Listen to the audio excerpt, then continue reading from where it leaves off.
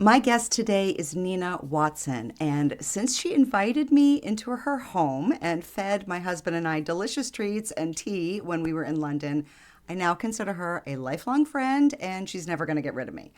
She's one of those people whose energy and joy immediately rub off on you, and her love of all things design is infectious. So if you're feeling a little blah about your home, or maybe afraid to make a commitment to something, or your home just isn't giving you the mood lift that you need, you're going to love Nina.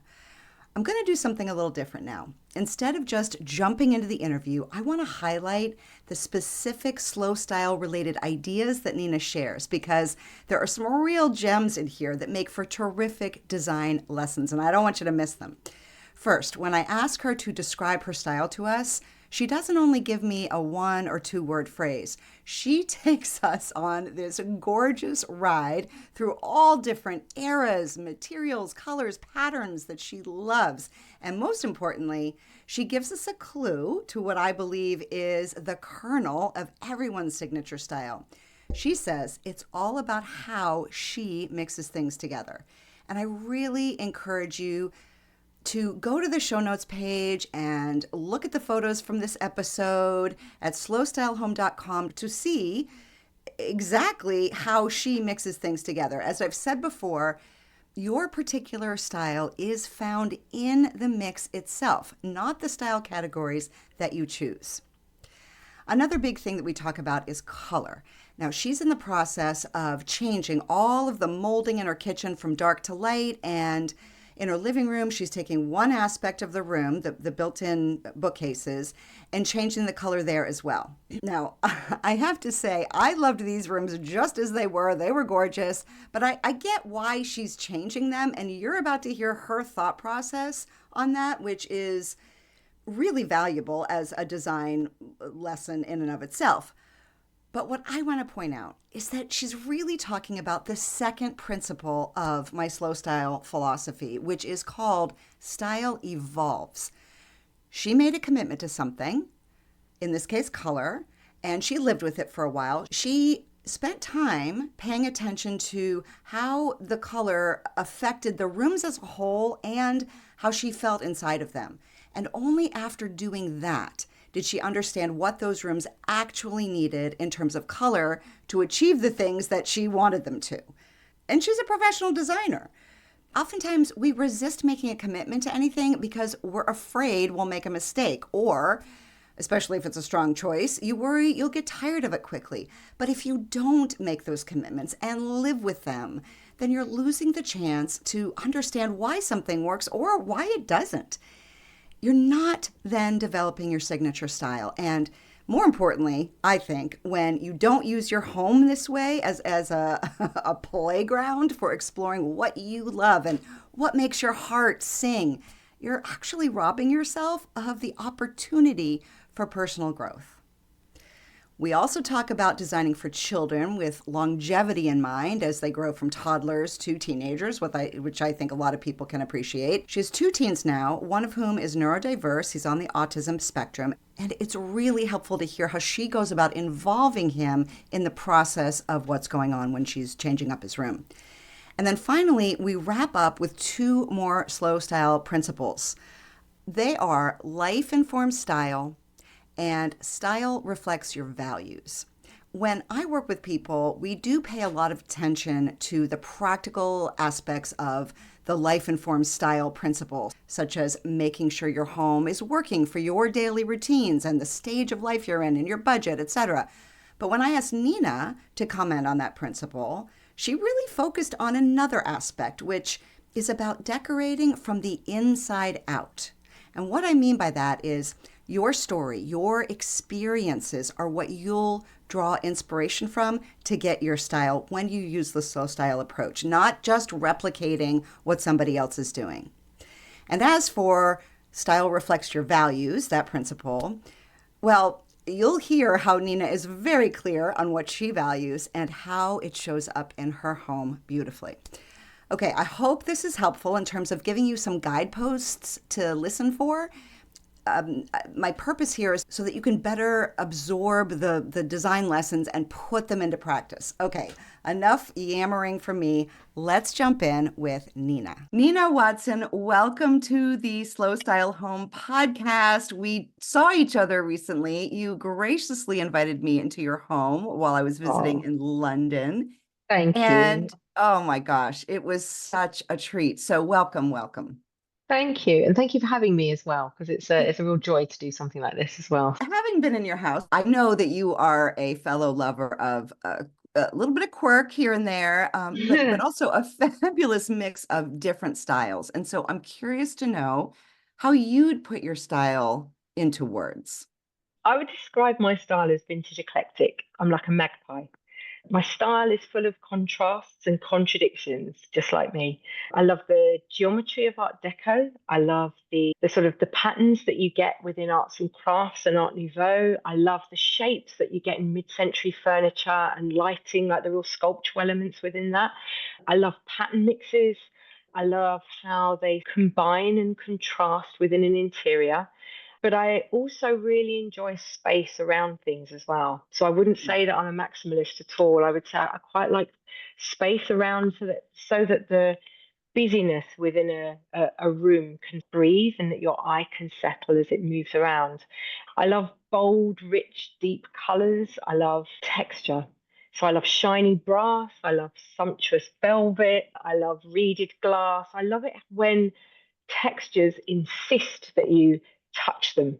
They insist on it. And I think when I'm creating an interior, I think the most important thing is that you are thinking about the person that's going to be in that interior.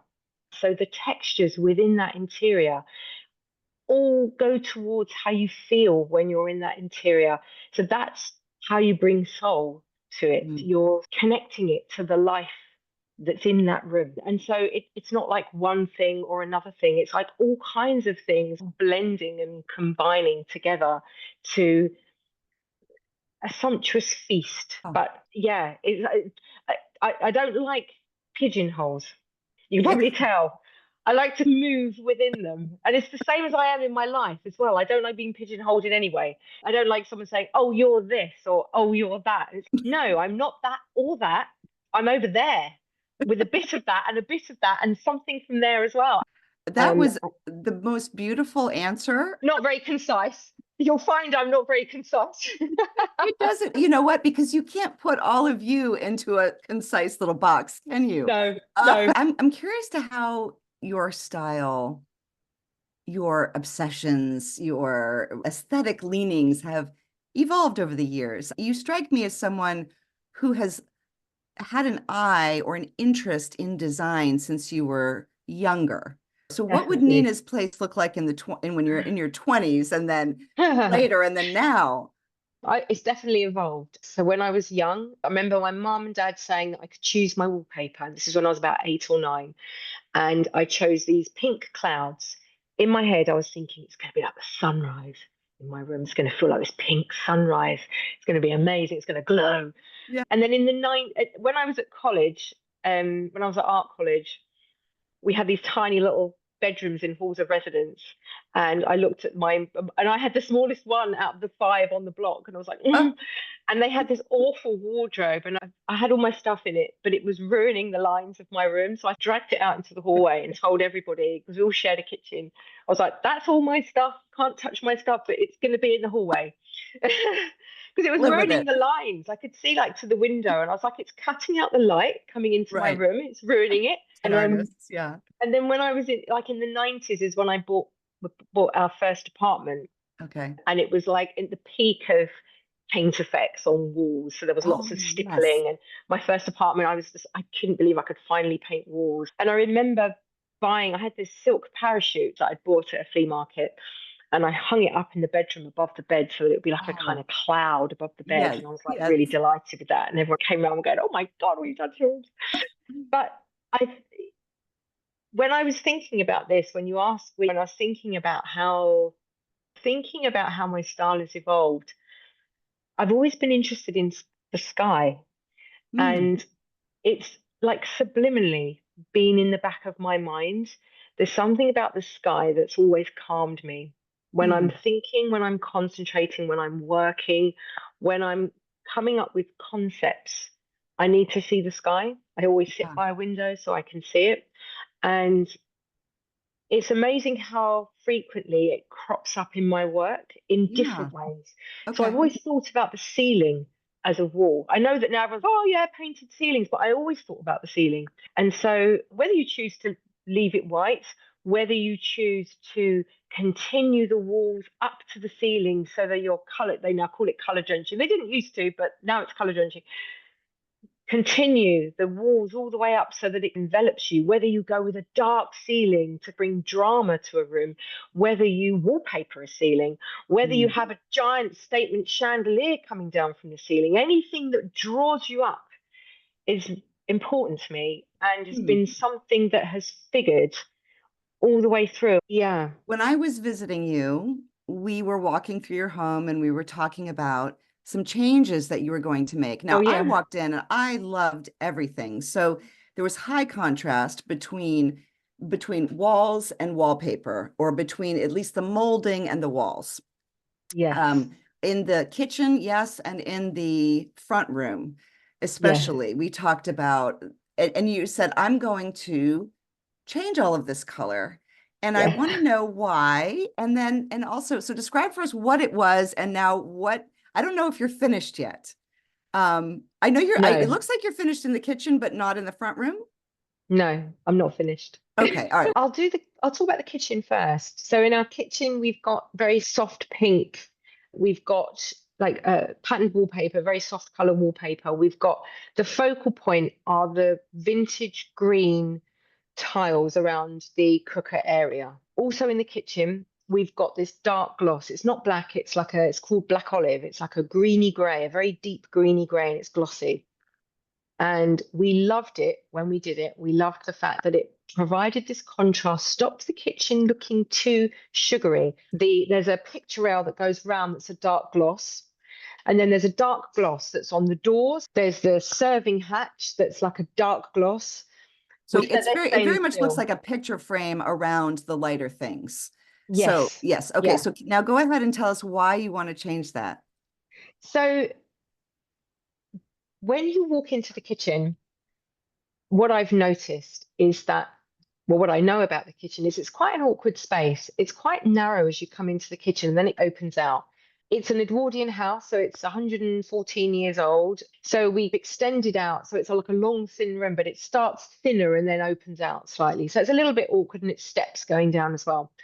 And as much as we loved the gloss, what I found was that it's quite distracting and it takes away from the focal point, which is the fireplace around the stove area, because it's the original Edwardian fireplace that we had retiled. And that is the statement piece in the kitchen. And everything in a room should serve the statement piece, Mhm. should draw you to the statement piece.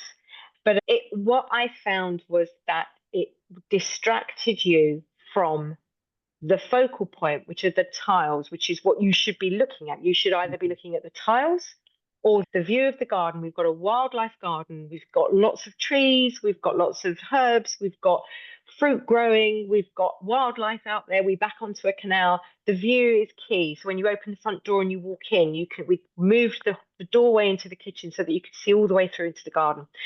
But And then I to must walk, say that when we're talking about the kitchen opening up, it opens up to a table and chairs, a seating area, a eat-in kitchen, we would probably call it, yeah. that is in front of all these gorgeous windows. So it opens up to accommodate some seating that is just perfectly placed for that view. But go ahead. Oh, thank you. Um, So the problem with the dark gloss is it distracts you on the way to that. So both sides of you, there's dark gloss, making the walls seem narrower than they are. I want the space to feel big. I want it to feel like it's opening up to you, that you can see the tiles, that you can see the garden and not have this like Mm. in there. Yeah, it's a And so distraction, like you said. It's busy or cluttered. serve. Yeah, It yeah. doesn't serve. And so it's not helping what you're trying to achieve, which is the view, which is the crickle crackle glaze of the lovely vintage tiles. It's not helping. It's dark and it's glossy and it's fighting Yeah. and shouting. And I absolutely love what we've done. If you see on the my Instagram page, you'll see the I did a post a couple of days ago on the serving hatch I that's saw the it. It was gorgeous. I that's the loved color. that dark gloss, but then I'm looking at it going, oh, this is perfect. So Go ahead, that is the describe it. color. That color, it's Yeah. at the pale, it's like a pale dusky pink. It's very similar. It's a Benjamin Moore color called Chippendale Rose Tone. It's the most beautiful pale dusky pink that is the same color as the wallpaper. Like The when you paint it background. next to the wallpaper, it looks very similar to the Yes. wallpaper. And so, in that respect, the space will open up. And Yeah. we're doing eggshell, not gloss. So, in that way, you'll see the architectural features, but they're not going to shout at you. So, Okay. they're going to sink back. Tell us about the front room because that had a couple of different colors going on.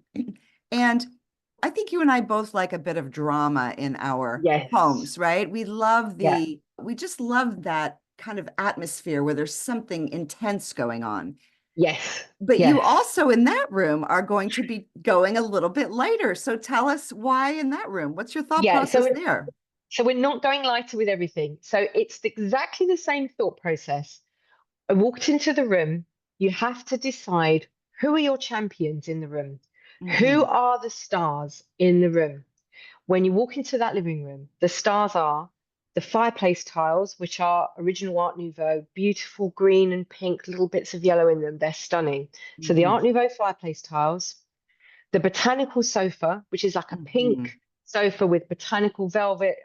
I love it. It's so comfortable. It's so beautiful. I love Yeah. everything about it, all the colors.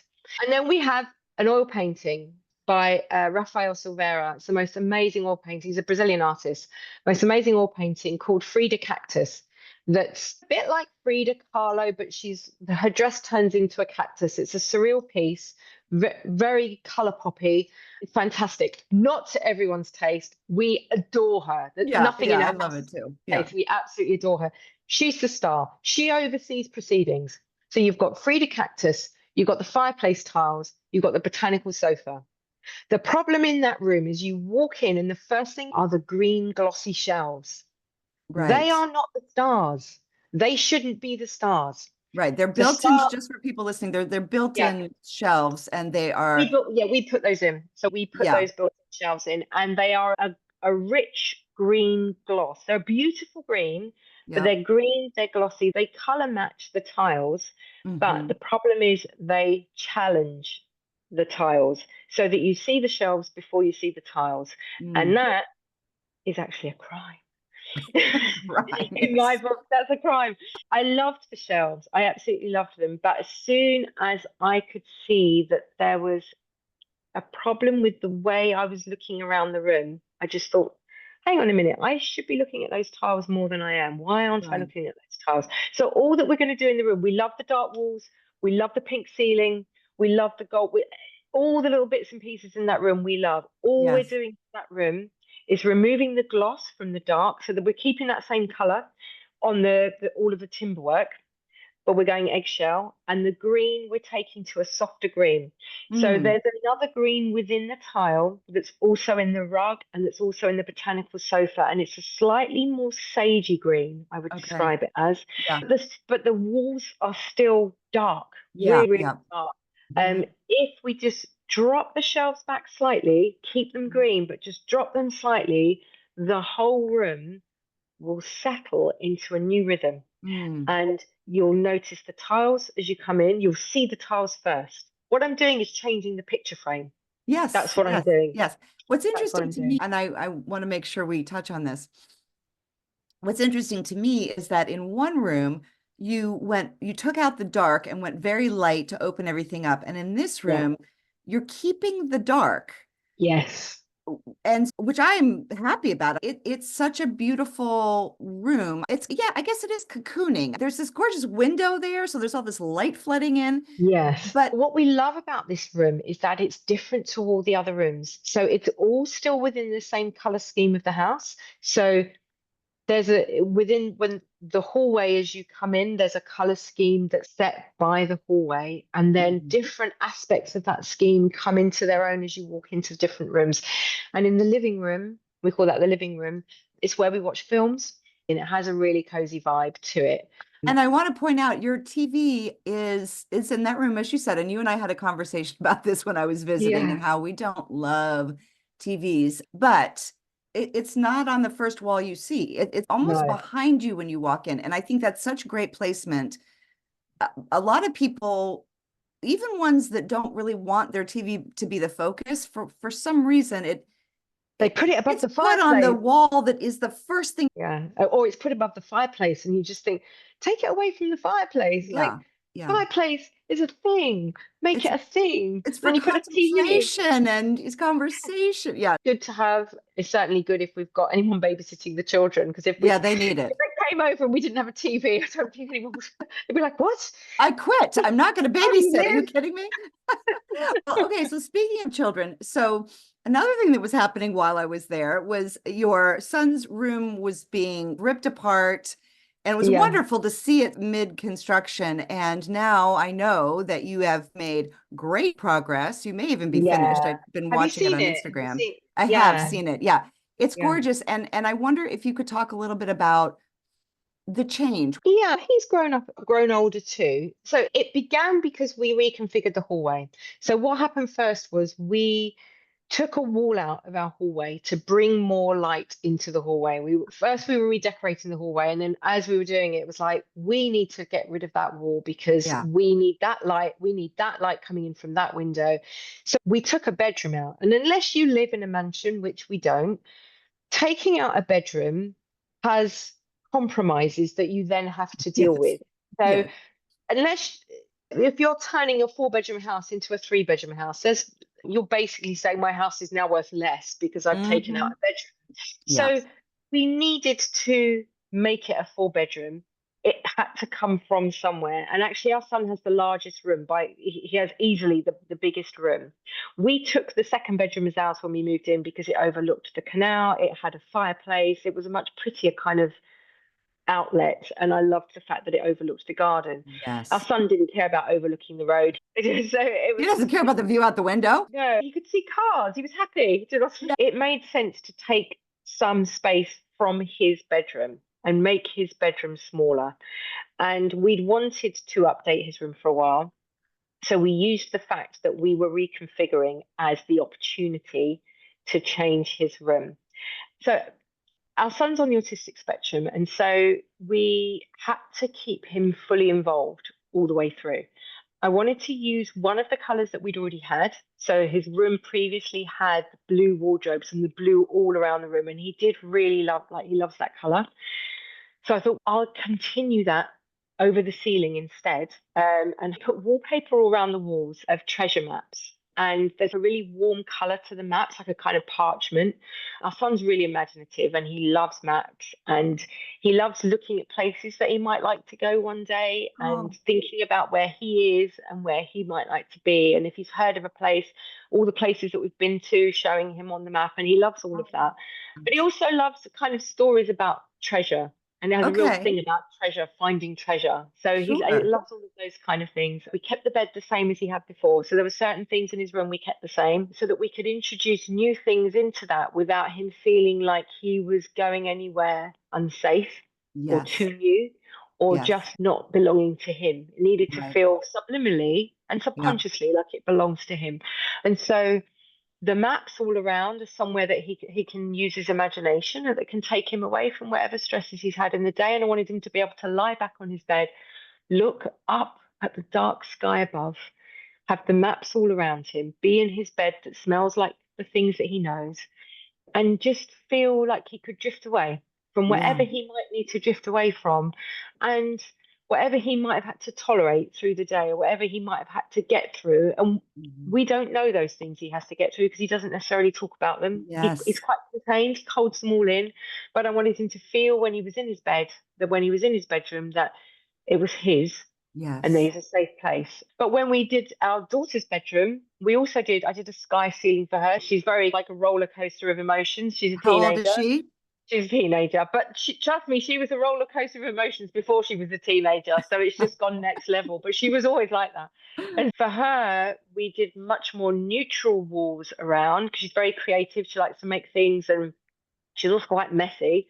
And we wanted to give her a clear space where she could create, put things on her wall, but give Right. her more of a neutral backdrop. You're thinking about that person and what they need to feel happy and calm, whilst still it needs to work with the rest of the house. But if I'd said to him, what would you like your room to be? He probably would have just said Super Mario. And so he wasn't going to get Right. that. But also, that wouldn't make him feel calm either. So Right. sometimes the things that they might think aren't necessarily the things that will keep them calm True. And within. also they don't have they're not thinking long term or beyond what the character of the moment that is super popular. And right. So there are times when the parents have to come in and say, okay, we know a little bit better. Yeah. So we want you to be involved, but we are going to say no to Super Mario Bros. Yes. But I would say also, so we've got like a Super Mario vintage poster, which was Yeah. done by an illustrator. That was the only thing I could tolerate. It wasn't too logo-y, or it was like an Right. illustration based on it. But I think whenever you're designing anything for children's rooms, it's really important that whatever theme you might have is something that you can change if you need to, or Mhm. that you keep it to if you know you're not going to redecorate for 10 years, then just do things that you can switch out. The amount Yeah. of times I've seen rooms and they said, "Oh yeah, my daughter loves fairies, and we're going to do fairy wallpaper, and we're going to do Right. fairy this and fairy that," and I just think we're going to have to literally redecorate Yes. completely when she goes off fairies, because you can't escape it. I also want to talk about your entryway. I love entryways. I do. Yes, I love their function, both in terms of what we need them to do for us, but then also what they say about who we are. Tell us a little bit about yours and what story is it telling when we walk into your beautiful home? Thank you. First of all, the front door. I think the front door tells you a lot. On our street, all the houses look very similar until you get to our house and it looks quite different.